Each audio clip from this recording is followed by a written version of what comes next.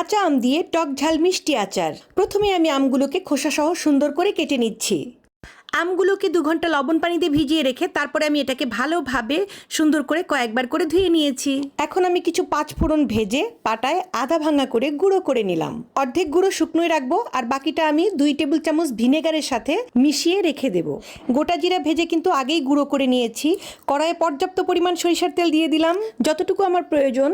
তেল গরম হওয়ার সাথে সাথে থেতো করা রসুন আমি এর ভেতরে দিয়ে দিলাম। রসুনটা লাল লাল হয়ে এসেছে। এখন আমি এখানে আমগুলোকে ঢেলে দিচ্ছি। এখানে 4 কেজি পরিমাণ আম আছে। 4 কেজি আমের জন্য তেল দিয়েছি বড় কাপের 4 কাপ। আমগুলোকে ভালোভাবে নেড়েচেড়ে এখানে আমি হলুদের গুঁড়ো তো দিয়েই দিয়েছি, মরিচের গুঁড়াও দিয়েছি এবং এখানে লবণও দিয়ে দিলাম স্বাদ মতো। কিছু শুকনা মরিচ কুচি কুচি করে কেটে দিয়ে দিলাম। ভিনেগারের সাথে 5 ফোড়ন গুঁড়া মাখিয়ে রেখেছিলাম, সেটাও দিয়ে দিলাম। 3 টেবিল চামচ ভাজা জিরার গুঁড়া, 3 টেবিল চামচ 5 ফোড়ন গুঁড়া এবং 2 টেবিল চামচ গরম মশলার গুঁড়াও দিয়ে দিলাম। তারপর কিছুক্ষণ নেড়ে